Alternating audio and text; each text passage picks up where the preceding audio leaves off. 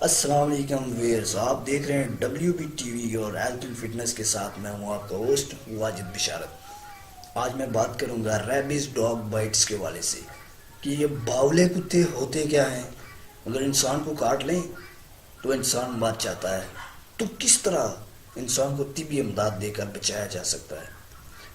Video شروع کرنے سے پہلے آپ لوگوں سے میری ایک ریکویسٹ ہے کہ اگر میرے چینل کو آپ لوگوں نے سبسکرائب نہیں کیا ہے تو ابھی سبسکرائب کر دیجئے اور ساتھ میں بڑے بیل آئیکن کو دبا دیجئے تاکہ ہیلتھ اینڈ فٹنس کی ویڈیوز سب سے پہلے آپ لوگوں تک پہنچ سکیں۔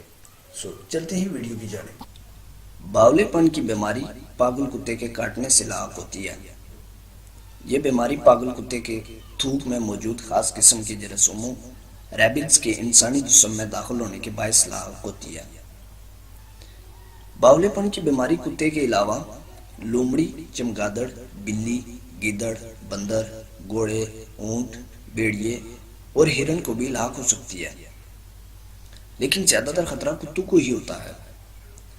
جب یہ بیماری ہو جاتی ہے تو کتا کھانا پینا چھوڑ دیتا ہے، آدمی کو دیکھ کر ڈرتا ہے اور ہر چیز کو کاٹنے کے لیے دوڑتا ہے۔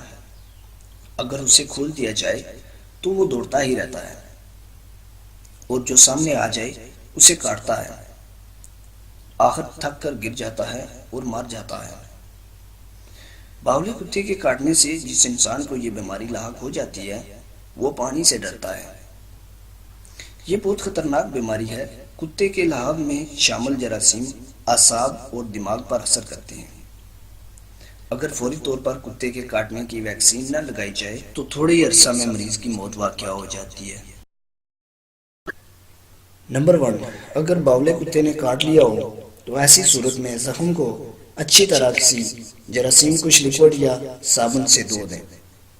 نمبر 2، اگر بازو، کلائی، پنڈلی یا پاؤں پر کاٹا ہو تو زخم سے اوپر دل کی جانب ایک مضبوط پٹی باندھ دیں تاکہ زہر خون میں شامل نہ ہو۔ نمبر 3، فوری طور پر کتے کے کاٹنے کی ویکسین لگوائیں۔ نمبر 4، ممکن ہو تو باولے کتے کا جائزہ لینے کے لیے اسے اپنی تحویل میں لے لیں۔ اگر 5 دن تک زندہ رہے تو وہ باولا کتا نہیں ہے۔ نمبر 5، زخم پر کبھی بھی ٹانکے نہیں لگانے چاہیے۔